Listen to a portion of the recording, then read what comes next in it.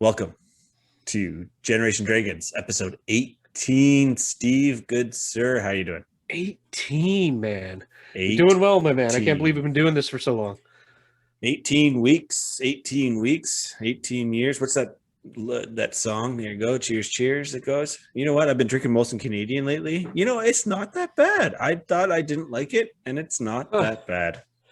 I won't say much about that. I've always found it very bland, but it's easy to drink. I can Well, just that's pound them back. well, that's the thing. I'm just noticing it being so easy to drink. Anywho, wow, we're already going on a tangent here, Steve. So, and Yep, it doesn't take us long, eh? today will be a show of tangents, I am sure. First off, I want to say thanks to Robert for last week. Appreciate it, man. Thanks for joining on. Hopefully, we can have another chat soon, just to see and catch up, and whatnot. And as a thank you to everybody else who has watched and listened all 18 weeks. So thank you. Anywho, Steve. Anywho, as we have titled the rant for this show. Yeah. Where do you want to start the rant? Because there's lots we can rant about, but so I already know you got something in your mind. So with the rant, I mean, I really wanted to talk about Sega, but I think we should get into that a little bit later. I think we should start off with, why we can't find stuff that we want to find, right? So all the figures, and I get it, we're in a lockdown right now, but prior to the lockdown, why is it so hard to find certain TFs or Joy-Cons or other toys and whatnot? So what's your take on that? supply chain and planning. I think specifically Hasbro just dumped certain things in certain areas, and kind of leave some of us high and dry. But the other thing with COVID, I think a lot of it has to do with supply chain. Yeah. They just, especially when it comes to anything electronic, the supply chain's hurting or was hurting. I don't know how bad it is now because everything seems to be opening up back in the other countries besides Canada. Yeah, exactly. But yeah, what I don't get, I can take the supply chain logistics and comments or reasons, but it's always been an issue with Transformers, and I'm a collector with them, and not being able to find what I want.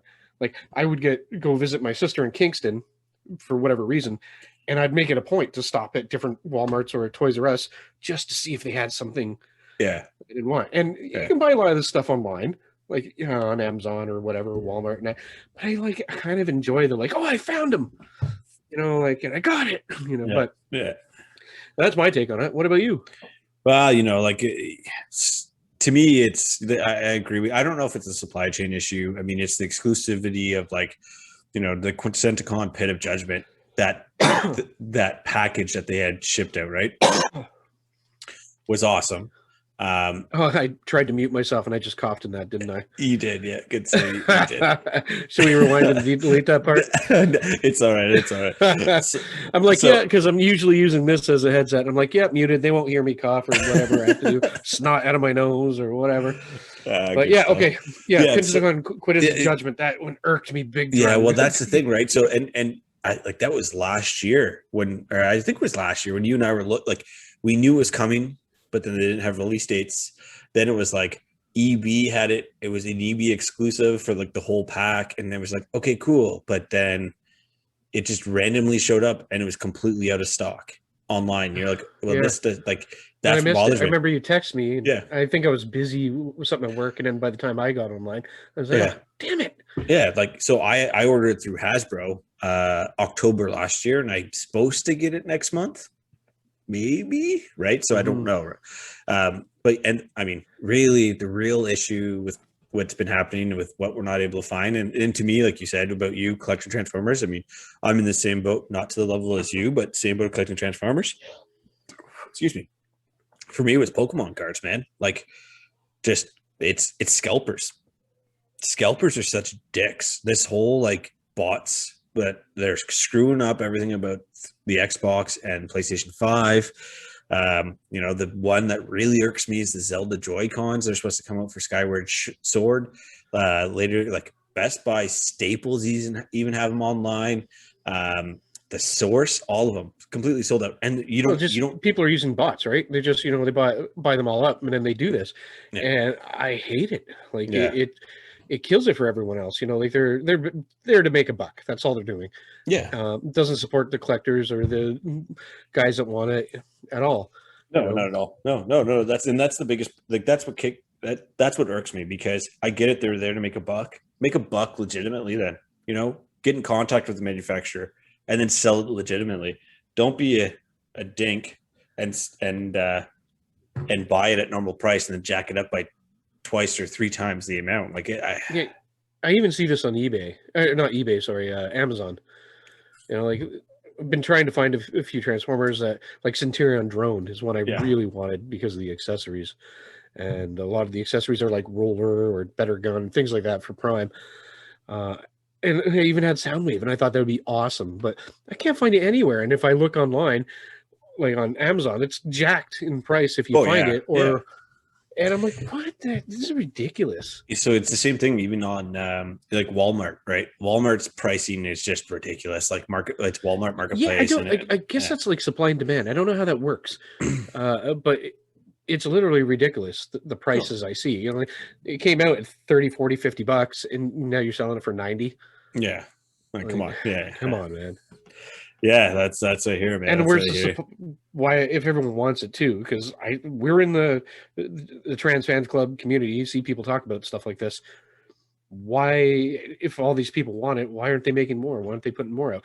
I literally don't get the logistics of that, and I'm sure I'm missing a big key. But man, come on. No, I hear you. Yeah, that's what bothers me 100%. So talking about things hard to find or whatnot. I mean, the other thing that really gets me, grinds my gears. Grinds my gears is how much older games have gone up in price. You and I were talking about it the other day about, like, me using search of, like Mario Kart Double Dash for the GameCube, or Skies of Arcadia for even on the GameCube or Dreamcast. The Dreamcast one is impossible to find. It's not impossible. It's just ridiculously expensive. Yeah. And you like, for you, like the Atari Jaguar, like the CD attachment for Atari, like, it's insane. Yeah, but it's $100. Bought the whole kit for like $70, like on eBay, probably in 2000 and I want to say 3 or 4 or 5, whenever I first got my eBay account. And my wife was like, don't spend $78 on this USD. Oh my God. Why didn't I? It's now $1,500. I know. So yeah, and I don't buy this stuff and sell it. I literally, if I have any, you know how I am. If I have anything as duplicate, I usually just give it away to someone like-minded, because it's, even flow, because I've had so many people just give me stuff too that they have, and that's how it should be. I want it because I want it as a collector's item, as something I can look and cherish. I'm not there to make profit off it. That's why, like, everything I buy, I open up. But people are like horrified sometimes. You open that up? I'm like, hell yeah! I'm going to play with it and display it. Yeah, and do my photos with it. Yeah, exactly. Yeah, I just don't get it, right? Yeah, because it's like Skies of Arcadia was a big one. I was reading through my old Dreamcast magazines, and I was like, oh man, I really enjoyed what I played of it back in 2000, I guess in 2000, and now it's like $300 for the Dreamcast version of it. I did buy the Japanese version of it when I was in Japan, and it was like $50, like, if that. I don't even think it was $50. I don't think I paid $50 for it, right? And I'm just like, how is it $300 here and $50 in Japan? And I get it, there's less made here and all that stuff, but why do you? Because people know they can get it here. It's just so annoying, right? I'm never going to buy it. Like, it's kind of like what we were talking with Robert yesterday. These are the type of games. Last week. Yeah, last week. But that's the thing. These are the type of games, Mario Kart Double Dash, that needs to come back out just so I can play it again.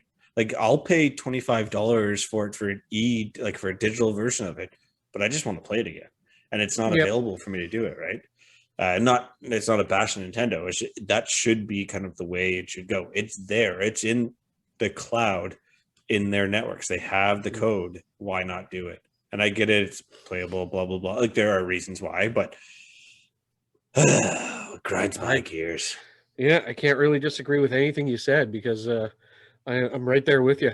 Like, I don't know, man. I remember we both worked at EB Games back in the day, and I remember like they just zero all that stuff out. Yeah. Like I remember people trying to bring in like old NES and Nintendo games or SNES games, Genesis games.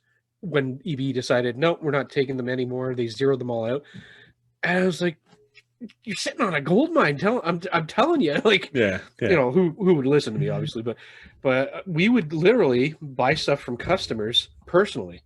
So you Yeah. couldn't do it in the store, but I'd just be like, look, this is worth like $6, and they'd have like a huge collection, and I'd be like, but if you have a few, you know, I'll step outside and talk to you because I want it for my personal collection, and I'll give you something fair. And yeah, I did that a lot. I'm sure EB would frown on it if they really heard what was going on. Oh At the yeah. time, I was an assistant manager when first time I did that, not a manager. I remember my manager's like, "Yeah, just take it outside," and I did. And I scored things like the Super Scope, second Power Glove, which I gave away because I already have one. You know, zappers and like just all this stuff. I was Yeah. like, no way! Like this guy's literally going to chuck it out or try to, you know, like why can't we take it? And then we had all this old stock a couple of years later that they just threw out. They literally zeroed out, and we were supposed to destroy them. And now they're trying to recollect all this stuff and resell it. And I'm like, Yeah. you had it. You had Yeah. a gold mine. You paid Yeah. nothing for it because you give like 5 cents a game. Well, that's the thing. Like I remember, like I picked up N64 games then. That was just like it was, you know, in plastic bags or whatever. Yeah. But I think I paid $10 for like Banjo Kazooie at the time, maybe less. There's a few other ones like Pokemon Snap. I'm pretty sure I grabbed fairly cheap from EB at the time. It's just like I remember like taking that shit and shrink wrapping it and putting a sticker on it and selling it after we gave somebody $1 for it, and we're selling it for $15 or $10. yeah. And that's why people hate GameStop and EB. Anywho, so Steve, Yep. one thing I did want to, well, I mean, I know you wanted to bring it up, and I read that article. Nabu Networks. Yeah, man. Oh my God. What an interesting, interesting concept. So it is way ahead of its time. Go ahead. I want you. I'm pretty passionate about this because I loved it. I never had one of my own, but several of my friends did. And basically, Nabu Networks, which stands for Natural Access to Bidirectional Utilities. God, I knew I wouldn't say that right. Anyway, way back in '83, you could get this console that hooked up to Cablevision to your TV, basically a computer that would let you do online banking, scheduling, play video games, a whole bunch of stuff like this. Even like I think a year or two later, the video game crash really is what killed it in '83, but they tagged on a little bit longer. And the fact that no one understood it, you could get like a friend of mine had a paper route, and he would get his routes delivered through the Nabu system. So you got a paper route, you got a Nabu, and you could log in and see what emails are and stuff. We're talking like an '84 or '85 at the latest. And you got your games sort of like the Sega channel over cable. It was just so far ahead of its time. And Ottawa here was a test market for all this stuff. And like the first cartridge-based game, if you read the article, we should add this to the description later, was basically the Atari of Canada. You know, the first cartridge-based game was developed here in Ottawa, built and manufactured in Montreal. Like it was just the heyday of video games and computers back then. And Ottawa was also known as Silicon Valley North. And so there's just all that connection here, right? You know, but yeah, Nabu Networks, it was just crazy, so far ahead of time. And every time I talk to someone, they have no idea what I'm talking about when I bring it up. No, you talk about. I should bring up with a couple of some of the old guys I worked with, or that I work with now, that worked at Corel and stuff like that, or Corel and Nortel and stuff, because they would have been either maybe not so much involved, but at the butt end of it would have known it, right? I mean, like, I guess technically the guys I would have worked with probably didn't work in the 80s.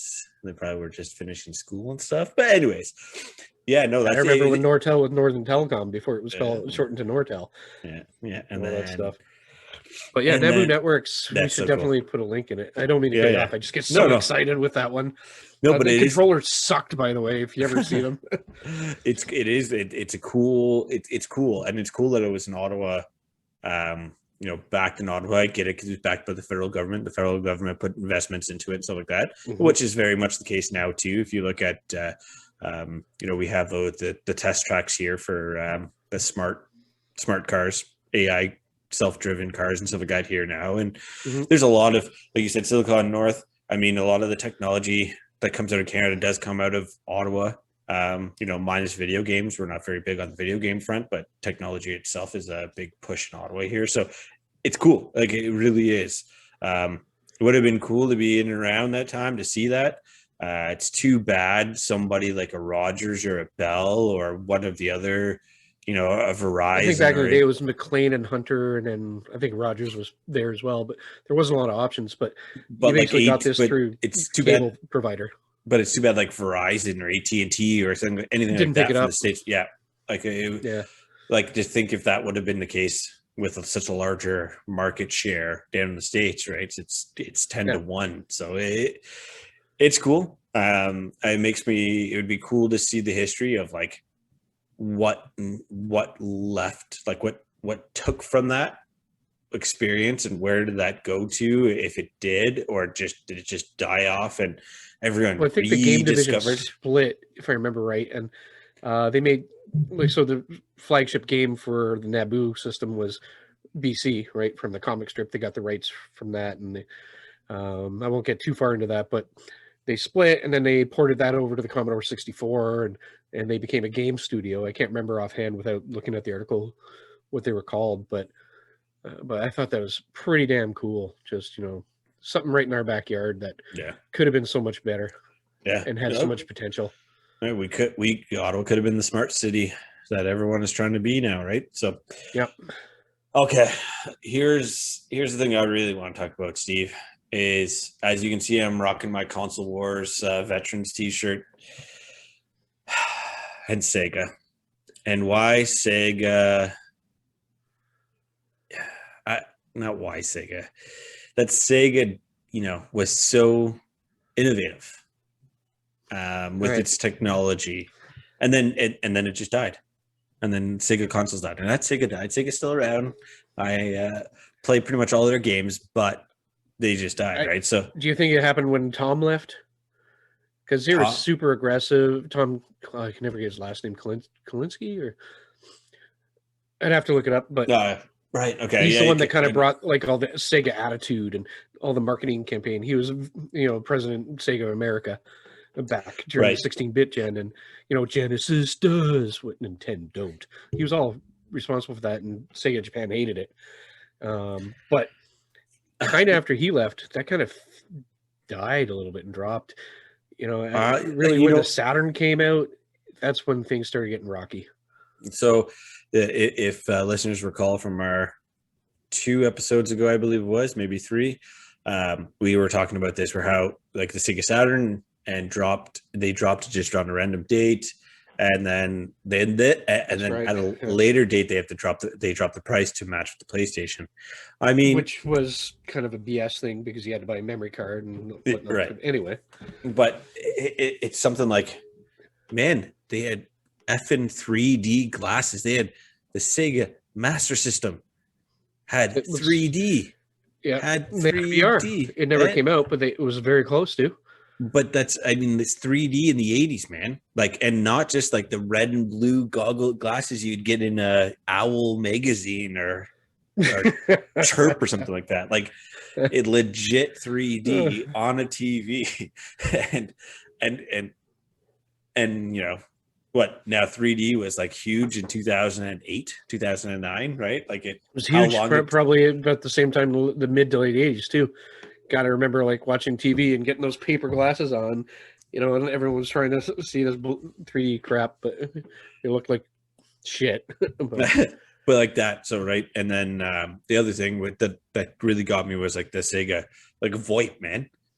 Dreamcast. Okay. Well, first off, like the Dreamcast, way ahead of its time. Dreamcast is way ahead. Right. Yep. So first, it's got it has a Windows operating system inside of it, right?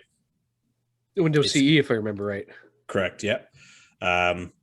It had the GDR-ROM built in, like that was the disk information, right? It had a 56K modem built into it. The PS1 did not. PS2 didn't come out with a separate modem plug-in until like late. Yeah, it was a couple years after it came out, and like you only really got it if you got Final Fantasy X. Oh yeah, or EverQuest. Was it Final Fantasy X? Yeah, I think. Yeah, right. 10. It was Final Fantasy 11, 8 and 11? Okay. Yeah, 11 and EverQuest were like the only two. Final Fantasy a million for all the versions they have, but like there was, mouse and keyboard on the Dreamcast to play, like Final Fantasy X is where all the girls dance and stuff like that. I forgot about that. The whole game is all like that's where I started to lose Final Fantasy. It had mouse and keyboard. It had what was the other, the 56K modem, and then it came out with a DSL modem at a later date. I think only released in Japan, if I recall correctly. But then it also had access. I had my notes, but I don't know where they are anymore. I was scrolling. I'm like, oh shit. But to me, it's like, man, it had VoIP. It had voice over IP, and you could call anywhere. This is 2000. Yep. Man, I'm selling voice over IP right now at my job. like that. Like that's it blows my mind. The other big thing too that I mean, the other thing that gets me is the when the Dreamcast was kind of slowly dying, it was near the end of its life in North America. And people are asking, Sega, what are you going to do, right? And that's not at the point where they're saying we're done making systems, but they had said, you know what, we're going to allow for companies, very similar to what, the 3DO did, I believe it is. 3DO just let everyone make whatever games you want. You basically bought the rights, and then there was no control. Right. It was the games, right? And you can make the system too, by the way. Yeah, they didn't make the system. Right. So Sega was looking at going down that path at some point too, where they were going to DVD players, they're going to put in TVs. There was a whole potential of putting Sega hardware within system, separate systems, which I thought was kind of cool. But then, obviously it didn't happen. And then Sega went to software and so on and so forth. But it boggles my mind how future forward Sega has always been throughout its life, throughout the hardware life cycle it had, right? Genesis, you had the Sega CD, you 32X. had 32X, Neptune that didn't come out. Yeah, Master System, you had your glasses. The Saturn had built-in memory. The Dreamcast had the 56K modem. It's crazy how forward-thinking Sega was. First 4-port system till the Xbox. Correct. Yeah, that's it. So that's N64. How did I forget that? N64. Yeah, you're right. But then the other one is the question is that what killed them? What do you think? Do you think that's what killed them? Do you think they invested too much in the future technology? No. So they're very American dominated for popularity, and then somewhat Western after that. So UK and that they dropped support for all their sports things and things like that. Sega back in the day, 16-bit. They had Joe Montana football. They had NHL. They really pushed that stuff. They also pushed the edge with MK2 having blood in it and things like that. They lost their edge, and I think that's what kind of started it. So when the Saturn came out, there was 0 games except FIFA. Yeah. And so all the people in the US that wanted to play a new Madden, wanted to play hockey, couldn't. So they went to where the PlayStation was. And I really think that's what it was. They kind of the licenses dried up. And it's almost like they dried up. Even things like Mutant League Football or hockey, you couldn't get that on Nintendo. You sure as hell could chuck someone through the ice and run with a chainsaw on Sega. Yeah. So that stuff, they lost their edge is what I thought, because I lived it and I was there. And I remember thinking there's not really any games I want to play on Sega. And I honestly think that's what it is. Something changed. And I don't know if it's because they dropped Tom as Prez and the whole vision changed. And back in the day, I blame Sega of Japan for that, being, just through magazines and being ignorant to the whole thing. I'm sure there's more to it than that, but I really think they just lost their edge. And like it was the Genesis was kind of marketed as a mature console. It's not your kid's console anymore. Yeah. And by the time the Saturn came out, it was already done. The Dreamcast did a better job, but it was already too late. Just get there. I hear what you're saying. Yeah, I would agree with you on that. I think I don't know about the I don't know if the edge is what killed it. To me, I would agree with you. Like choking on your beer, right? Wrong hole. I did that twice today. Jeez, man, jeez. Yeah, to me, getting it's old. Don't know how to drink anymore. I guess not. I'm gonna have to inject it right in my veins and not have to use my hands and mouth like a sucker.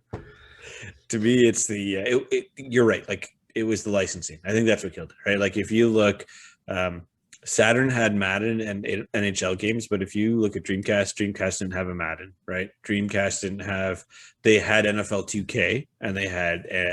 That's right. They had NHL 2K and NBA 2K. But they're also late to the game, bringing those. Well, somewhat late. Well, not.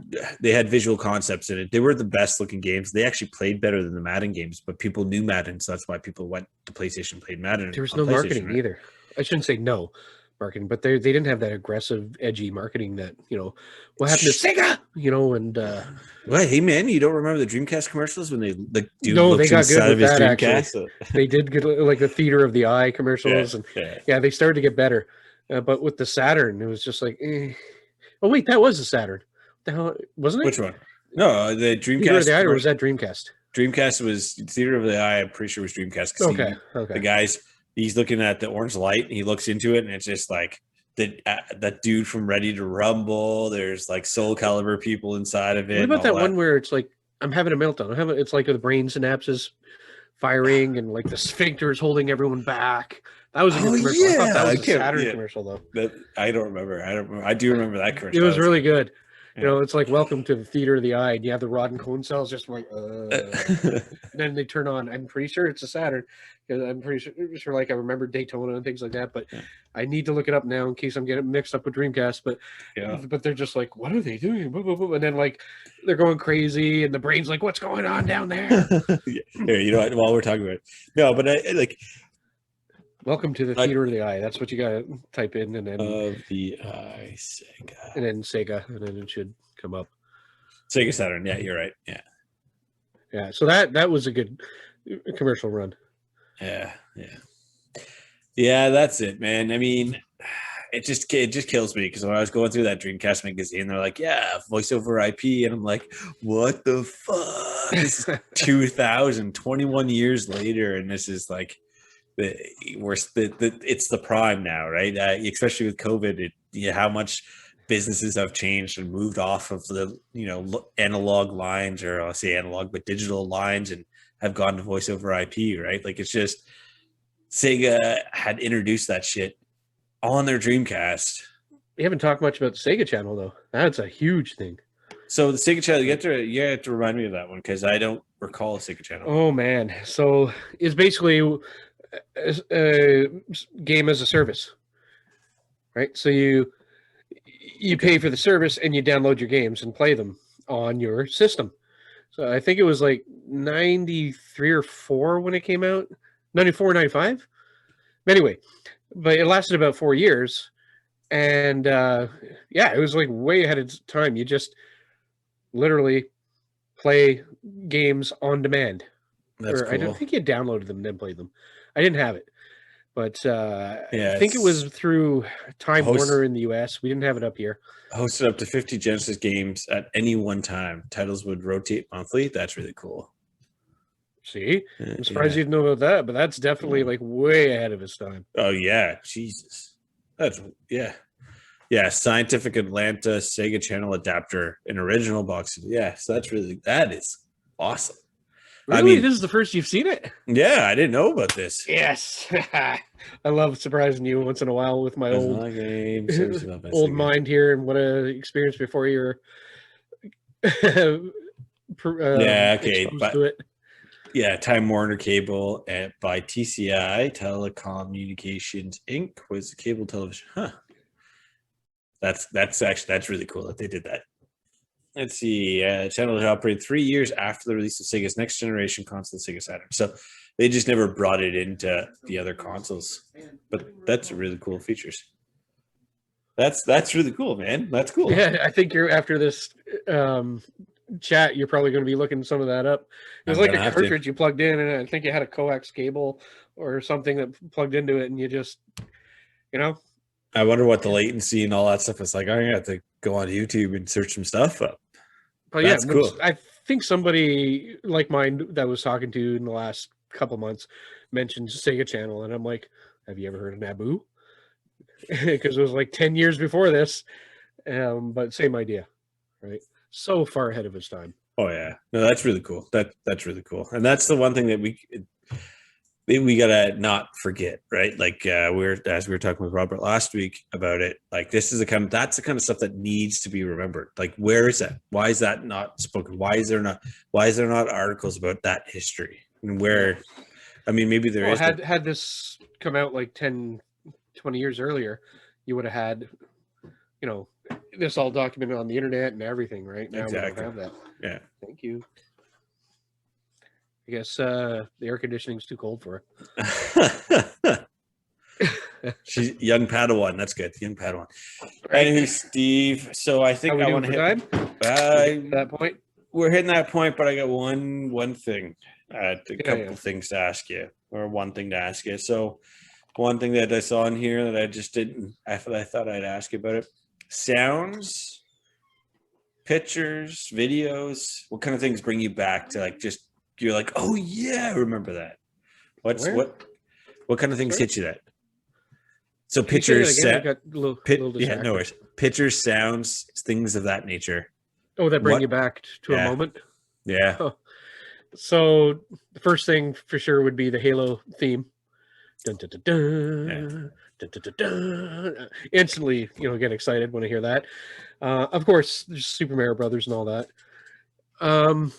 It's in the it's in the sports. Is that no? It's not the one. It's in the game. In the game. That's the EA thing. Yeah. EA Sports. It's in the game. It's in the game. There we go. And then what's the other one? EA Sports. Oh yeah, and then Sega. Yeah, so there's that.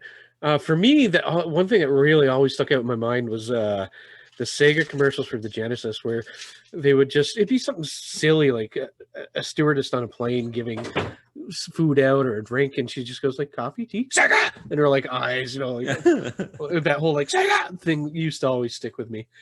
That's a good one. Or because I was such a fan of the Jaguar, simply because I didn't have it and always wanted it. No other reason. I didn't know how good it was or how bad it was. It was just I always wanted one.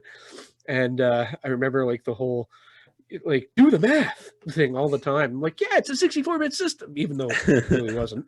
Yeah. But yeah, like that's what stuck with me. Yeah. What about you? Yeah. So obviously Halo, Sega, EA. The Pokemon theme song from the original animated series, like the original back in '98. Zelda's Lullaby always gets me to make me think of Kathy walking down the aisle. Yeah, that's a good one. I got a little one I got to add that I will never lose in my mind. Even if I lose my mind, I'll still remember this one sound. What else?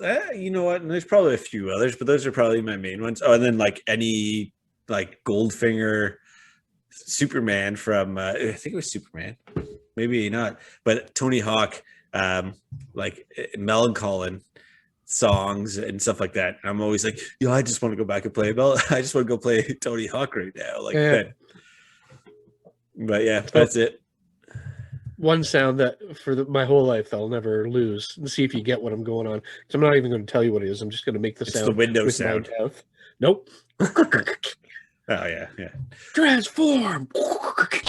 That will be with me forever. This is true. No, even when my kids are trying to play with the Transformers and transform them, I'm like, have you tried making the sound with your mouth? It helps. And they'll be like, I'm like, yeah, you're not doing it right. Keep trying.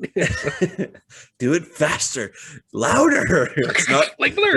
Yeah, it's not hearing you.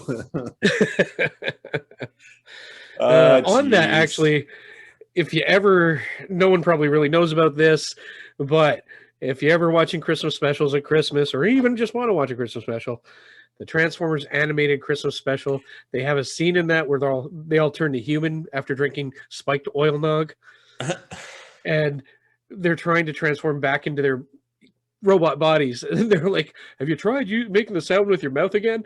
And they're like, and it works for some of them. I always thought that was hilarious. Oh man, that's what it. Hey people, if you want to watch Christmas specials with Steve and I, let us know. We'll watch some Christmas specials with you guys. we'll do a Zoom call. We'll watch the same Christmas special. One of us and we'll have some oil nog at the same time. That's it. Doesn't matter. Could be the middle of July or middle of August or in the butt cold of winter. Walked into my daughter last week, just doing her homework. It's like 11 o'clock in the morning. Just checking in on her, and I hear Christmas music playing while she's doing math, and there's like Christmas. I'm like, isn't that Christmas music? And she's like, yeah, I like it. I'm like, well, whatever. Hey man, don't bash Christmas music. That's what Kathy and I used to jam to all the time back in when we first started dating. We used to listen to Christmas music in the middle of July. So that's why wouldn't you, right? Why not, man? Why not? Makes you feel good. Just do it. Exactly. Anywho, Steve, I think we're good today. It was great chatting with you, as always. And thanks everybody who has listened and or watched us through this whole time. Thank you. As always, you can find us on our Twitter and Facebook and Instagram, YouTube, and on your podcasting platforms at Game.Bot Games. Come take a listen or continue watching. We'll have other videos up when Steve and I can get a chance to do other things as well, but we're busy working and being dads. So anywho, Steve. And drinking. Don't forget that. Like that gets in the way. So. And that just makes the videos better. So that, yeah. Can't disagree. Anyway, Steve, it was great chatting with you today, man. Yeah, man. So you want me to start it? Kick it off, good sir. All right. As always, keep collecting. Keep gaming. Keep safe. Keep safe.